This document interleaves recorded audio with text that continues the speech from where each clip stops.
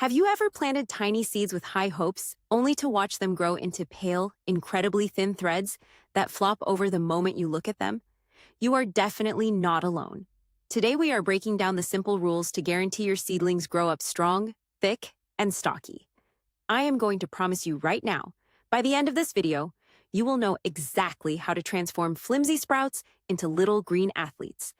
But here is the hook. We usually think we need to baby our indoor plants, giving them perfect warmth and stillness. What if I told you that too much love and comfort is exactly what is destroying your garden before it even starts? Get ready, because we are going to uncover the counterintuitive secrets that nature uses to build tough plants. Do you tend to overwater your plants out of love? Let me know in the comments, because today we are changing everything you know about seed starting. Before we dive into the specific rules, we need to understand a bit of plant psychology. When a seed first cracks open in the soil, its only mission in life is survival. In the wild, a baby plant has to compete with tall grasses and giant trees just to get a single drop of sunlight. Because of millions of years of evolution, a seedling is programmed to stretch upwards as fast as physically possible if it thinks it is trapped in the shadows. This rapid stretching creates long, watery, weak cells in the stem. Gardeners call this condition being leggy.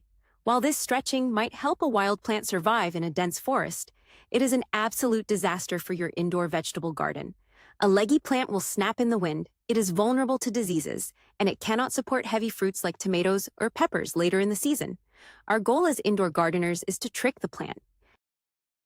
We have to create an environment that makes the seedling feel so safe, bright, and secure that it decides to stop reaching for the sky and instead focuses all its energy on building a thick, solid foundation. Let us talk about the most crucial element, light.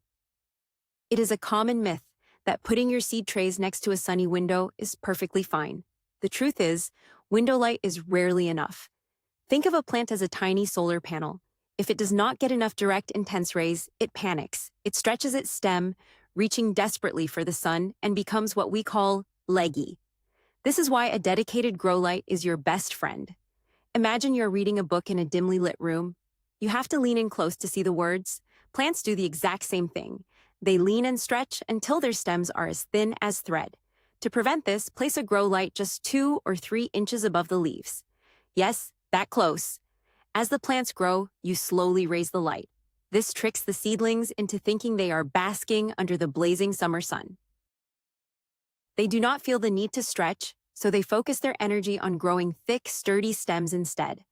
Investing in a simple LED grow light will completely change your indoor gardening game, turning flimsy sprouts into robust little green athletes ready to conquer your garden.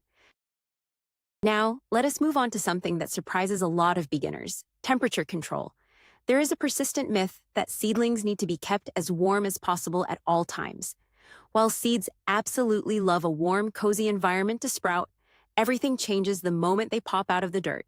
Once those first little green leaves appear, high heat actually becomes your enemy.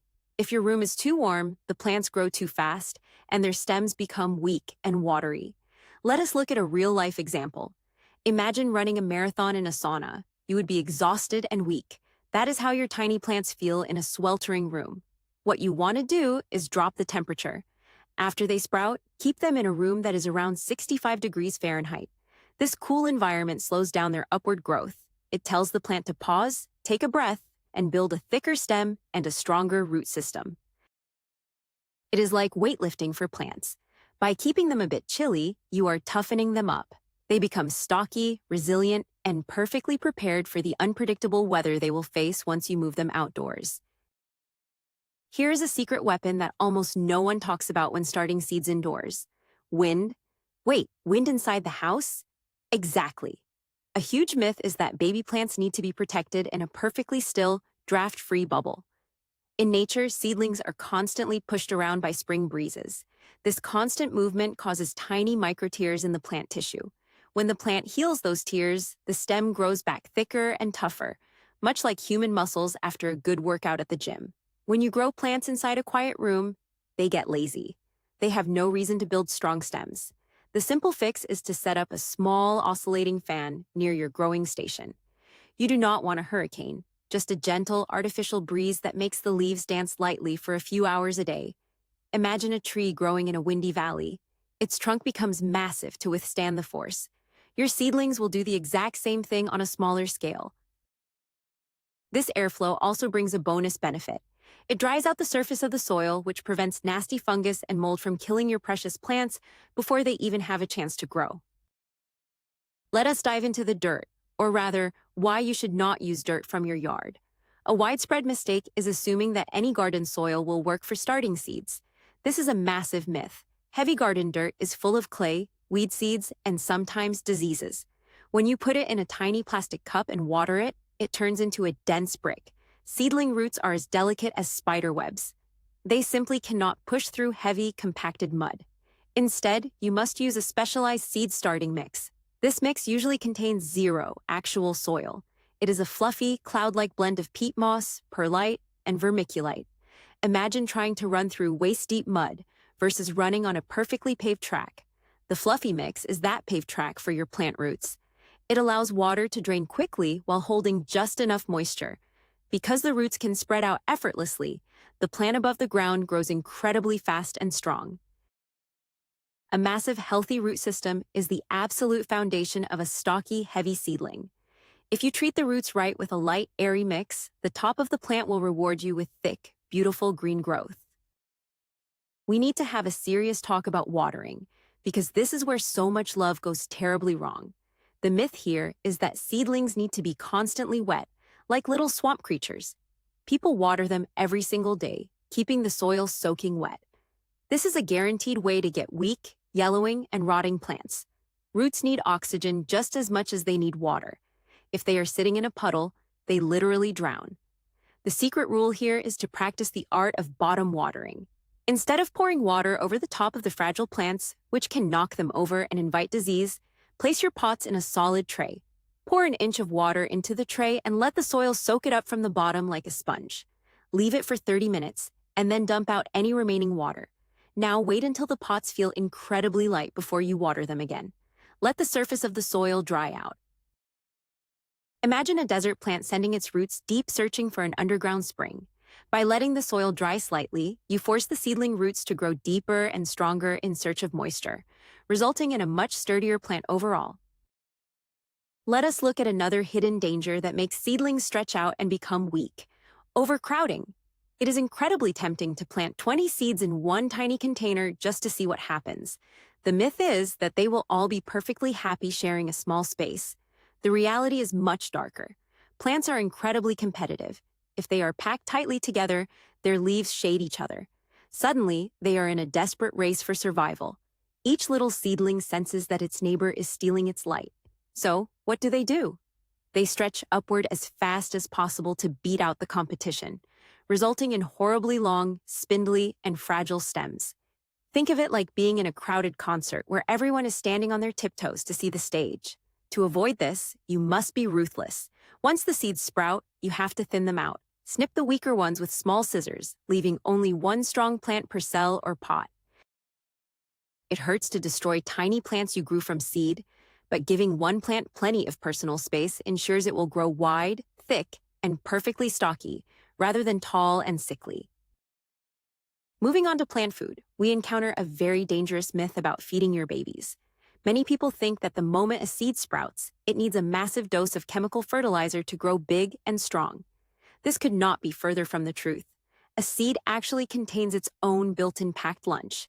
It has enough nutrients stored inside to get it through the first couple of weeks of life. If you add strong fertilizer too early, you will literally burn the delicate new roots. It is like feeding a newborn baby a giant steak. They simply cannot handle it. You should wait until the seedling develops its second set of leaves, known as the true leaves. Even then, you must be incredibly gentle. The golden rule is to use a liquid organic fertilizer, but cut the recommended dose in half or even to a quarter of the strength. Mix it into the water just once a week. This slow, steady drip of mild nutrition prevents sudden, unstable growth spurts. Instead, the plant takes exactly what it needs to build a solid, dense structure. Slow and steady feeding is the absolute key to thick, dark green leaves and a trunk that will not snap in the wind. Finally, let us discuss the magic trick of potting up, especially for plants like tomatoes. A huge misconception is that once a seed is planted in a small cell, it must stay there until it goes into the garden. If a plant stays in a tiny container too long, the roots wrap around in circles, choking themselves. The plant stops growing and becomes weak. But here's where you can actually fix a seedling that got a little too tall. When you move the plant to a larger pot, you do not just plop it in at the same soil level. For tomatoes, peppers, and eggplants, you want to bury the stem deep into the new soil. Snip off the lowest leaves and plant it right up to its neck. Why? Because the buried stem will magically sprout dozens of brand new roots along its sides. Imagine burying a stick and having it turn entirely into an anchor.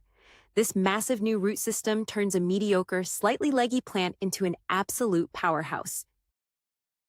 It creates a short, incredibly thick base that can support heavy fruit later in the summer. This simple act of deep transplanting is the ultimate rescue mission and the final step to guaranteeing the stockiest plants possible. So, here's the big twist we have learned today. The secret to strong, stocky seedlings is not pampering them. It is actually giving them a little tough love.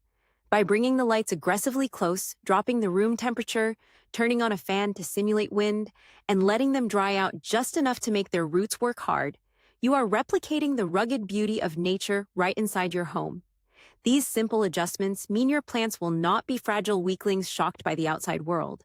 They will be absolute survivors, ready to explode with growth the second they hit the garden soil. Always remember, strong roots and tough stems equal an incredible harvest. Thank you so much for watching. If this video saved your seedlings from getting long and spindly, please hit that subscribe button and leave a like. It really helps the channel grow. Now I want to hear from you. Which of these seed starting mistakes have you been guilty of making in the past? Let us chat down in the comments section.